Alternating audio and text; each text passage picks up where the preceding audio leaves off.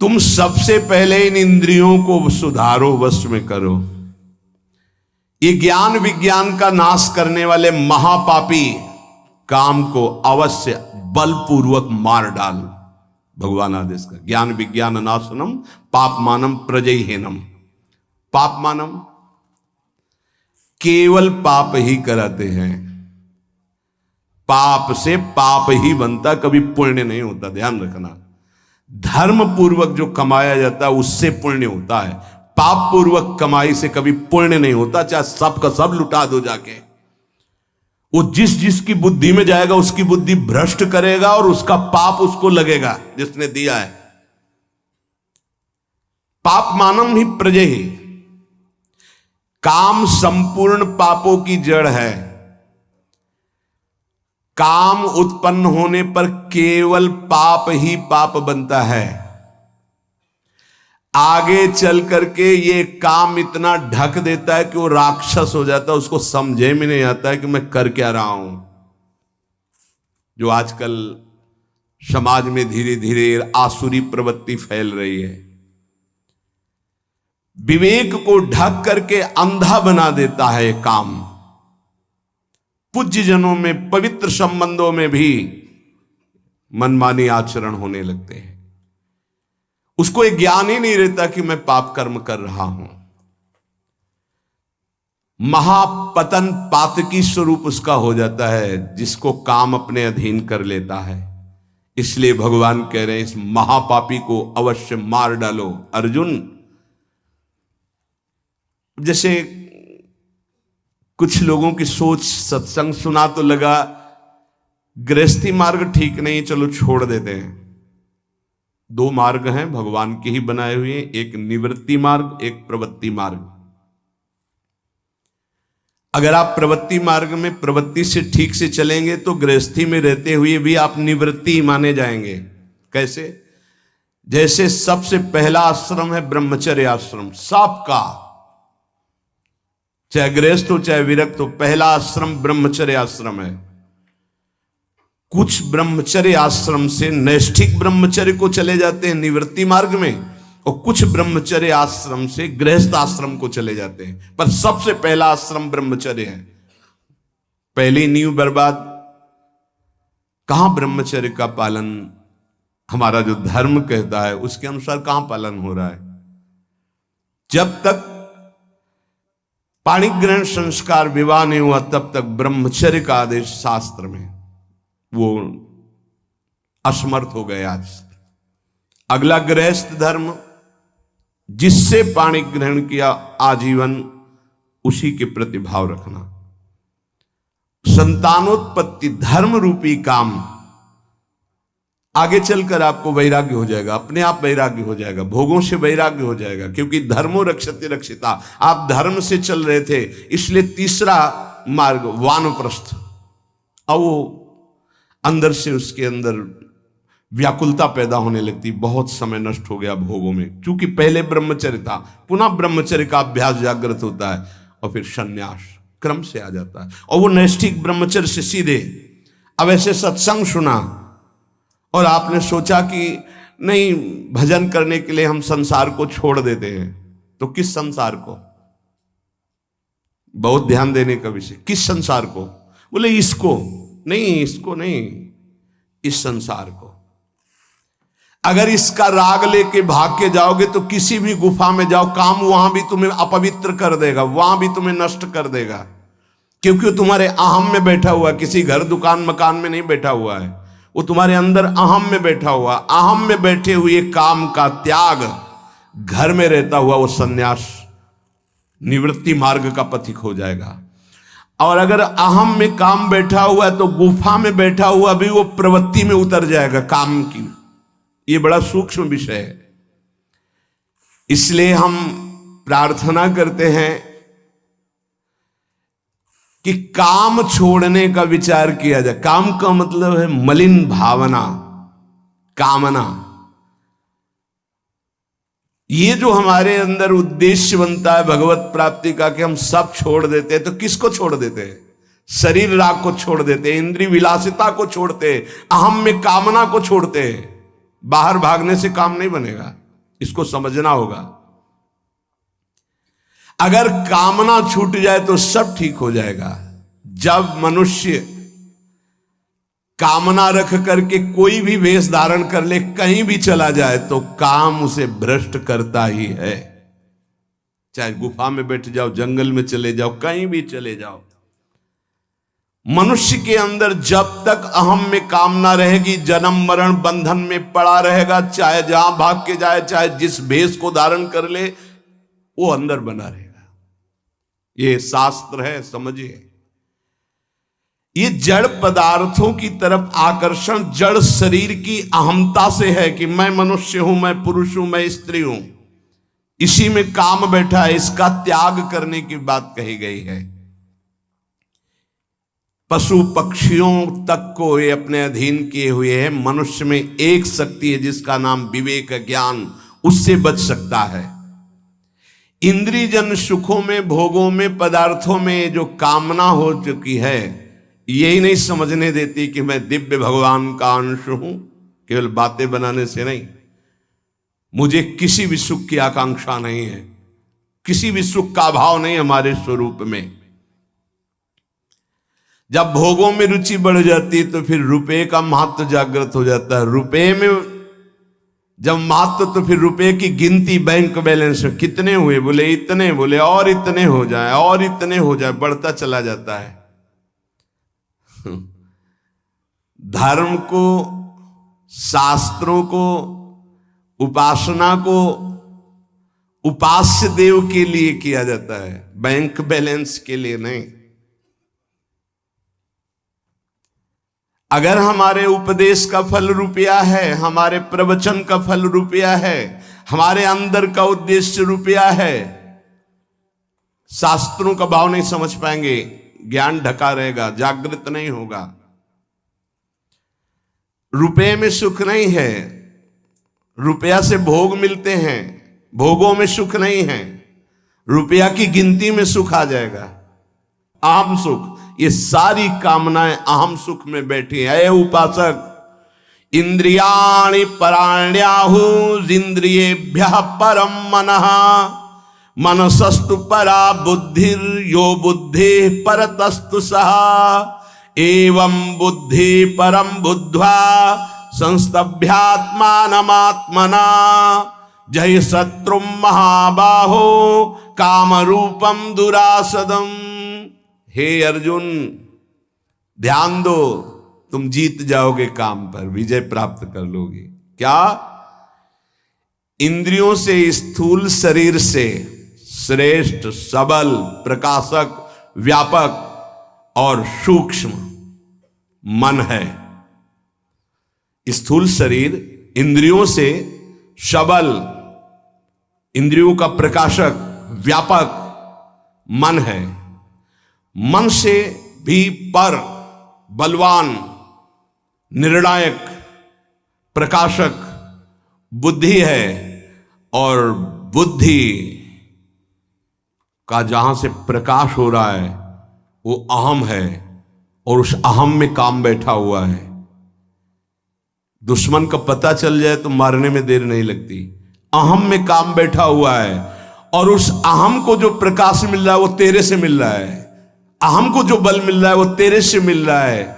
तू ऐसा जान करके अपने आप को इस काम के वश में ना होने दे, और अपने बल से इस काम रूपी दुर्जय शत्रु को मार डाल।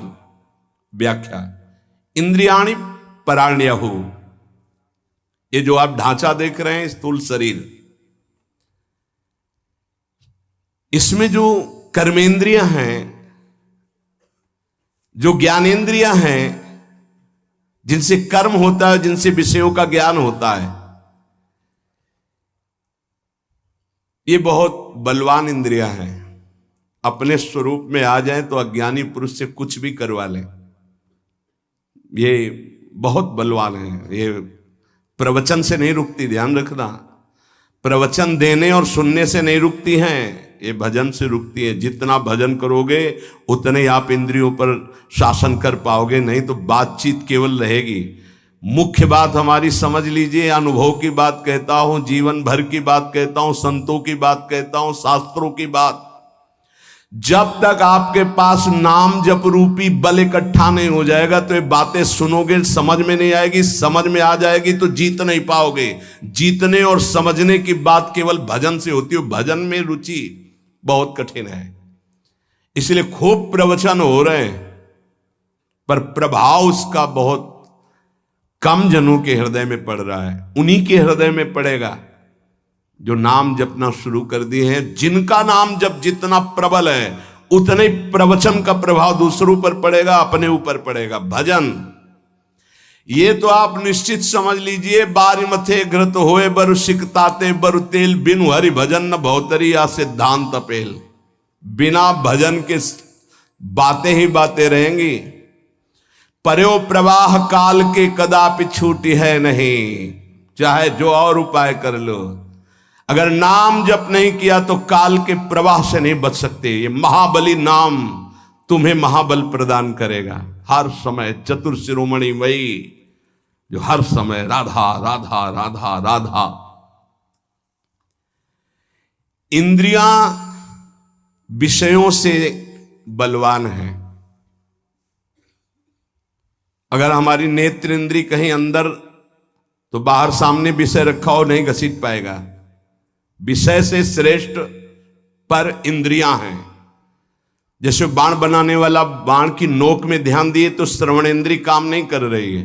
राजा की सवारी निकल गई, उसको पता ही नहीं चला। अगर हमारी अंदर से इंद्री कहीं और लगी हुई है तो बाहर कोई विषय नहीं खींच सकता। शब्द स्पर्श रूप रस गंध, इसलिए कहा शब्द स्पर्श रूप रस गंध से बलवान और पर इंद्रियां हैं। और इंद्रियों से पर, इंद्रियेभ्यः परम मनः। इंद्रियां मन को नहीं जानती हैं, मन इंद्रियों को भी जानता है और विषय को भी जानता है। ये रहस्य को समझिए। अभी सब उल्टा है। विषय ने इंद्री को खींच लिया, इंद्री ने मन को खींच लिया, मन ने बुद्धि को अधीन कर लिया और बुद्धि के अधीन हम हो गए। जैसा निर्णय होता है हम भटकते चले जा रहे हैं, यद्यपि बहुत बलवान हैं। भगवान कह रहे तुम समझो अर्जुन, विषय में इतनी ताकत नहीं जितनी ताकत इंद्रियों में है। प्रबल है इंद्रियां, बलवान है। इंद्रियों में इतनी ताकत नहीं जितनी ताकत मन में है। इंद्रियेभ्यः परम मनः। इंद्रियां मन को नहीं जानती, मन सभी इंद्रियों को जानता है और विषयों को भी जानता है। इंद्रियों में इतनी सामर्थ्य नहीं जितनी मन में है। कैसे? जैसे श्रवणेंद्री ये देख नहीं सकती, ये चख नहीं सकती, ये स्पर्श सुख नहीं बता सकती, यहां से गंध सुख नहीं, केवल शब्द सुन सकती। शब्द एक इंद्री एक शब्द। और मन हर इंद्रिय से देख सकता है, सुन सकता है, सूंघ सकता है, सब कुछ कर सकता है। वो इंद्रियों का बलवान स्वामी है। इंद्रिय अपने विषय को जानती, जैसे घ्राणेंद्री ये केवल गंध को जाने की बस, यहां से शब्द का परिचय नहीं मिलेगा, यहां से रस का परिचय नहीं मिलेगा, केवल सुगंध का परिचय मिलेगा। त्वचा केवल स्पर्श को जानती है, यहां से गंध का परिचय नहीं मिलेगा, शब्द का परिचय नहीं मिलेगा, रस का परिचय नहीं मिलेगा। रसेंद्री केवल रस को जानती है, यहां से गंध का परिचय नहीं मिलेगा, यहां से स्पर्श का परिचय नहीं मिलेगा। रसेंद्री रस को जानती है, रसना केवल रस को जानती है, शब्द स्पर्श रूप और गंध को नहीं जानती। नेत्रेंद्री केवल रूप को जानती है। ऐसे अलग अलग इंद्रियां, ये जानने वाली ज्ञानेंद्रियां हैं और भोगने वाली कर्मेंद्रियां हैं। और इन 5 ज्ञानेंद्रिय 5 कर्मेंद्रियों को पूर्णतः जानने वाला ये मन है। उल्टा ये हो गया कि इन इंद्रियों ने मन को फंसा लिया है, हमारी दुर्गति का कारण। मन इन सबसे बलवान है, सूक्ष्म है, जानकारी है उसको, पर वो फंस गया इंद्रियों को। इंद्रियां फंस गई विषयों में। यद्यपि विषयों से बलवान इंद्रियां हैं, इंद्रियों से बलवान मन है, पर विषय ने फंसा लिया इंद्री को, इंद्री फंस गई मन में। अब कह रहे हैं मनसस्तु पराबुद्धि।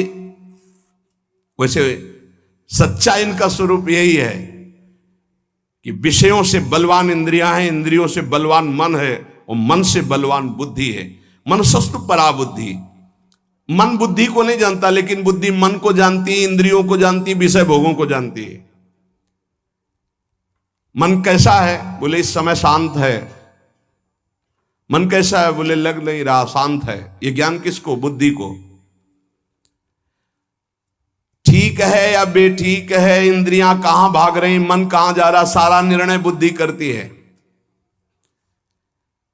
बुद्धि मन को, मन के संकल्पों को, इंद्रियों को, इंद्रियों के विषयों को, सबको जानती है। ये सबसे श्रेष्ठ प्रकाशक, बलवान, व्यापक और सूक्ष्म बुद्धि। या बुद्धि परतस्तु सा। अब जो बुद्धि निर्णय करती वो अपने स्वामी से पूछ के करती। स्वामी जानते कौन है? अहंकार। इसी अंतःकरण में ये मन कह रहा है कि ये भोग लूं, हाँ हाँ भोग लो। बुद्धि बड़ा सुख मिलेगा, मन कह रहा है हाँ हाँ ठीक है। ये देख लूं, ये छू लूं, ये सूंघ लूं, और अहंकार में बैठा हुआ चोर ये काम है। इतनी ऊंचाई पे बैठा, इसीलिए जल्दी मारा नहीं जा सकता। ये बहुत सूक्ष्म विषय भगवान वर्णन कर रहे हैं। काम को ही ऐसा नहीं है। कहां बैठा है? बोले बुद्धि जो निर्णायक है उसके ऊपर बैठा हुआ है, अहम के अंतर। ये जो देहाभिमान है इसी के अंतर काम बैठा हुआ है। या बुद्धि परतस्तु सा। बुद्धि का स्वामी ये अहंकार है, इसलिए वो निर्णय करता है। यार मेरी बुद्धि नहीं कहती कि मैं करूं, वो अहम बोल रहा है। ए बुद्धि जो भी करती है अहम की अनुमति से करती है। मन जो भी करता है वो बुद्धि की अनुमति से करता है। बुद्धि मन ये अहम सहित अधीन हो गए भोगों के, इसीलिए एक काम वहीं अहम में बैठा हुआ है। बड़ा सूक्ष्म विषय है। अपने को परम स्वतंत्र मानता है, पर अधीन है बुद्धि, मन और इंद्रियों के, इसलिए इसकी दुर्गति हो रही है। ये अहम जो अंतःकरण का है ना, या पूरा चैतन्य है ना पूरा जड़ है। ना जड़ है ना पूरा चैतन्य है, इसमें दोनों मिले हुए अंतःकरण वाले में। इसीलिए इसका त्याग करना होता है। शुद्ध अहम में ब्रह्म स्वरूप है। यह अंतःकरण का अहम मिश्रित है। चैतन्य घन आत्म स्वरूप का पावर ही इसी अहम पे पड़ रहा है। और ये जड़ अंश शरीर को स्वीकार किए हुए, इसी जड़ अंश में मैं स्त्री हूं, मैं पुरुष हूं, काम बैठा हुआ है। वास्तव में ये अहम काम में रहता है, वहीं से भोग की इच्छा प्रकट करता है, और सुख दुख का भोक्ता जो अहम है उसी के अनुसार बुद्धि चलती है, और बुद्धि के अनुसार मन, मन के अनुसार इंद्रियां, इंद्रियां विषयों में। सीधे अहम विषयों से आकर्षित है। पूरा सिस्टम उल्टा हो गया। मैं देखना चाहता हूं, मैं भोगना चाहता हूं, मैं सूंघना चाहता हूं, पूरा सिस्टम गंदा हो गया है। नहीं, जिसे कहते पूरा सिस्टम भ्रष्ट हो गया, पूरा सिस्टम गिर चुका है। इसी की साधना हो रही, ये भगवान उपदेश कर रहे हैं। भोक्ता भोग भोग्य, भोक्ता मैं, भोग्य भोगने की क्रिया, और भोग जिसको भोगा जा रहा है। ये तीनों मायाकृत हैं। तीनों जादू का तमाशा है। ना कोई भोगता है, ना भोग्य है, ना भोग है। फंस गए। इतना आकर्षण भोगों में है कि भोक्तापन का जो अहम है, एक तरफ भगवान है, वो भगवान को छोड़ देगा, भोग को स्वीकार कर लेगा। ऐसे ही अपने लोग किए हुए हैं ना। ये तीनों सिद्ध समझो, भोक्ता, भोग्य और भोग, माया की सिद्धि है ये। शुद्ध चैतन्य जो मैं है उसको ये आकर्षित नहीं कर सकते। ये जड़ अहम शरीर का जो है, इसी से हमारी दुर्गति हो रही। इसी का प्रयोग, इसी अहम को गुरु चरणों में समर्पित किया जाता है। इसी अहम को जब भगवान के चरणों में गुरुदेव समर्पित करते तो ये शुद्ध दासत्व में या ब्रह्म स्वरूप में स्थित होता, ज्ञान मार्ग या भक्ति मार्ग। ये जो चैतन्य से अहम प्रकाशित हो रहा है अंतःकरण का, ये सबका आश्रय, सबका आधार, सबका कारण, प्रेरक, श्रेष्ठ, बलवान, प्रकाशक, व्यापक, सूक्ष्म, ये है। जीव किसे कहा गया जानते हो? इसी अहम को स्वीकार करने के कारण। नहीं है क्या? सबका आश्रय कौन है? वही एक तत्व जिसे परमात्मा, भगवान, ईश्वर, सबका आश्रय, सबका आधार, सबका कारण, सबका प्रेरक, सबसे श्रेष्ठ, सबसे बलवान, सबका प्रकाशक, सबका व्यापक, सबसे सूक्ष्म। फंस कहां गया? इस अंतःकरण आम धर्म में, देहाभिमान में। बस इसे ही मुक्त करला है साधला। जो प्रकृति का अंश है, शरीर, अंतःकरण, स्वभाव, इसको जो हमने स्वीकार कर लिया, ये जड़ अहंकार के कारण ही चैतन्य घन परमात्मा स्वरूप को जीव कहा गया।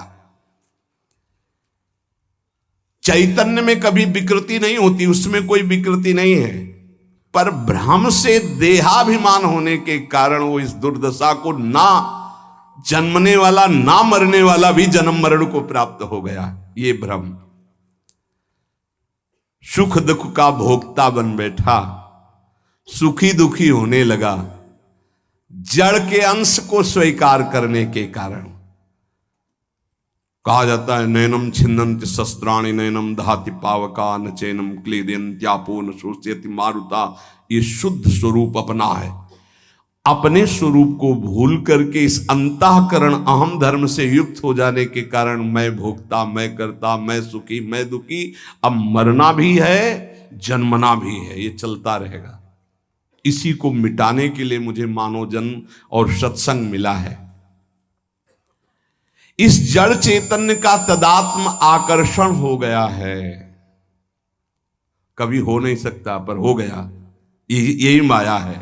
श्री भगवान कह रहे हैं मारो इसको, ये समझकर कि तुम्हारे बल से बलवान होकर के ये अंतःकरण का अहम बुद्धि के प्रलोभन में आकर के कि ये सुख है, भोगो, भोगने में सुख है, धन कमा लो, एकत्रित कर लो, इसमें सुख है, और मन उनका संकल्प करता है, इंद्रियां उनको भोगती, इसको मैं स्वीकार करता हूं, इसी से मेरी दुर्गति हो गई।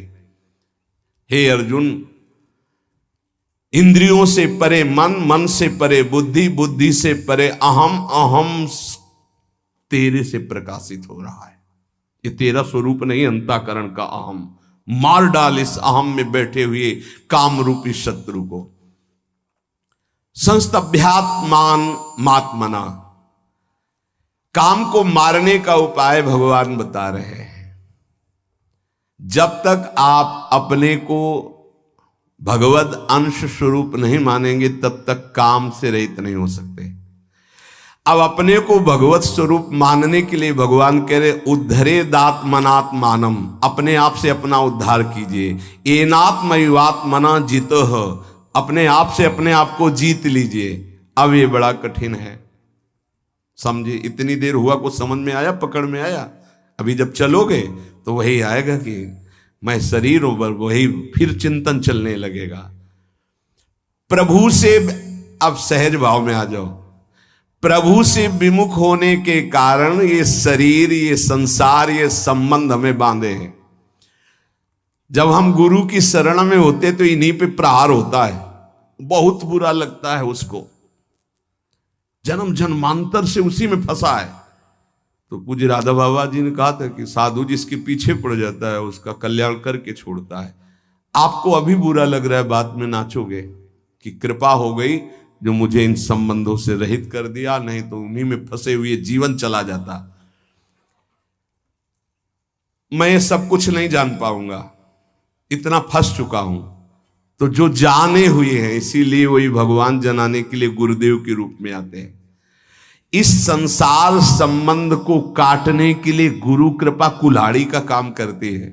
तो आप मान जाओ भाई, तुम ऐसे नहीं मिलोगे, तुम उनसे बात नहीं करोगे, तुम ऐसे, तो उनको लगता है कि क्या चाहते क्या है? चाहते हैं कि आप असंग हो, आपका स्वरूप असंग है, ये जान जाओ तुम। तुम्हें किसी संग की जरूरत नहीं, किसी भोग की जरूरत नहीं, किसी पद की, किसी संपत्ति की नहीं जरूरत है, नहीं जरूरत है। मान लीजिए आप इतने खुद सुख समुद्र हैं कि आपको किसी सुख की जरूरत नहीं। आप जरूरतें मान मान करके फंस गए, इसीलिए आपको जरूरत से हटा। हटो हटो हटो, असंग हो, तब तुम जान पाओगे कि तुम हो कौन। इस काम की पूर्ति कभी नहीं हो सकती, इसलिए काम से हटना ही विवेक है, बुद्धिमानी। हटो इससे। जिस संसार से, जिस शरीर से, जिस संबंधियों से संबंध जोड़ा है, जब तक तुम संबंध नहीं तोड़ोगे तो कोई नहीं तोड़ सकता। इसलिए उद्धरेदात्मनात्मानम, अपने द्वारा अपना उद्धार करो। तुम्हें उपदेश हो सकता है लेकिन तोड़ना तुम्हें पड़ेगा।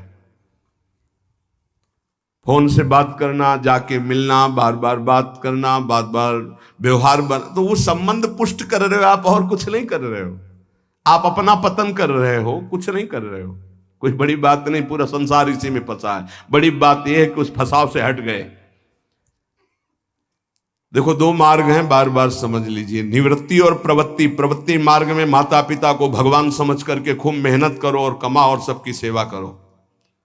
और निवृत्ति मार्ग में कदम रख दिया तो लौट कर पीछे नहीं देखा जाता। कौन माँ, कौन पिता, कौन भाई, कौन परिवार, कुछ नहीं।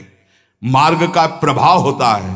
अगर ये देखोगे तो फिर उनका उद्धार नहीं कर पाओगे, और अगर निकल गए तो 14 पीढ़ी आगे की, 7 पीछे की, 21 पीढ़ियों का कल्याण हो जाता है। मान लीजिए बात। जब इसमें आई गए हो निवृत्ति मार्ग में, तो अब लौट कर कदम पीछे मत देखो। जिम्मेवारी प्रभु के चरणों में समर्पित करो। पूरे विश्व ब्रह्मांड का भरण पोषण करते हैं, तुम्हारा भरण पोषण तो बहुत छोटी बात है। चिंता क्यों करते हो? क्या चाहिए? आज तक जो भरण पोषण कर रहा है वो किसकी सामर्थ्य थी कि मां के शरीर में रक्त को दूध में बदल दे? जब हम पैदा हुए तो हमारे पचाने की कोई सामर्थ्य नहीं थी, तो मां के रक्त को दूध में बदल दिया और वो पान करके हम पुष्ट हुए। जब वो इतनी व्यवस्था पहले से रखे हुए, हमको चिंता क्या करनी? गर्भ में जब जिसने हमारी रक्षा की, गर्भ के बाहर आते ही जिसने हमारी व्यवस्था भोजन की कर दी मां के वक्षा स्थल में, वो हमारी जीवन में व्यवस्था नहीं करेगा? करेगा। हमको चिंता नहीं करनी। इसलिए भगवान से पूरा संबंध जोड़ लो, अभी ठीक हो। ये दूसरा भाव वर्णन किया जाता भक्ति का। पहला शुद्ध भाव था विवेक के द्वारा। अगर वो तुम्हारी समझ में नहीं आया तो ये समझ लो, जिसने संसार से जितना संबंध जोड़ा है, शरीर से संबंध जोड़ा, भोगों से जोड़ा, उसी को तोड़ना होगा। तुम्हें शास्त्र उपदेश हो जाएगा, गुरु उपदेश करेगा, तोड़ना आपको पड़ेगा। भैया आपकी इच्छा की बात है, आप अपना उद्धार अपने द्वारा कीजिए, भगवान का आदेश। इसलिए आपको ही सारे संबंध छोड़कर भगवान से संबंध जोड़ने पड़ेंगे। जोड़ने क्या है? उन्हीं के हैं, मान लीजिए। तोड़ना तुम्हें पड़ेगा, तोड़ना पड़ेगा। नाता एक राम जी से, दूजा नाता तोड़ दे, तोड़ना पड़ेगा। दुरादपास्य स्वजनान। अगर गृहस्थी में हो तो अंदर से भगवत भाव करो, विरक्ति में हो तो भगवत भाव करते हुए दूरी बना के रहो। दोनों मार्गों का अलग अलग है। आपको प्रभु से संबंध जोड़ना पड़ेगा। वो तो संबंध माने हुए ममैवांशो, तू मेरा अंश है, लेकिन तुम कहां हो? शरीर में, संसार के संबंधों में। इसीलिए तुम काम विजयी नहीं हो पा रहे। अपने द्वारा अपने आप को वश में करो, तुम्हें किसी सुख की जरूरत नहीं। तुम्हारे सुख को नष्ट करने वाली हर चेष्टा होगी। अगर इन चेष्टाओं से सुख ले रहे हो तो बंधोगे, सुख है नहीं। और अगर इन चेष्टाओं को बंद कर दोगे तो तुम्हें अपना स्रोत सुख का पता चल जाएगा। चेतन अमल सहज सुख राशि। जय शत्रु महाबाहो काम रूपम दुराशदम। हे महाबाहो, तुम मार सकते हो, भगवान के शरणागत हो, इसको मार सकते हो। उठो, मारो इसको। कैसे मारो? सारा संबंध श्री भगवान से, पूरा भार श्री भगवान को, हर क्षण उनका स्मरण और कर्तव्य का पालन। और जहां तुम्हें लग रहा है कि मैं नहीं जीत पा रहा हूं, वहां पुकारो, बल मिल जाएगा, जीत जाओगे। टूटो मत। ये सुविधा माया इसलिए दे रही है आपको कि आप आगे मत बढ़ पाओ। भगवान को प्राप्त न कर पाओ। ठुकराओ इस सुविधा को। जो आंतरिक सुविधाएं भागवतिक है उनको स्वीकार करो, बाह्य सुविधाओं को उतना जितना जीवन की यात्रा के लिए आवश्यक है बस निकल जाओगे।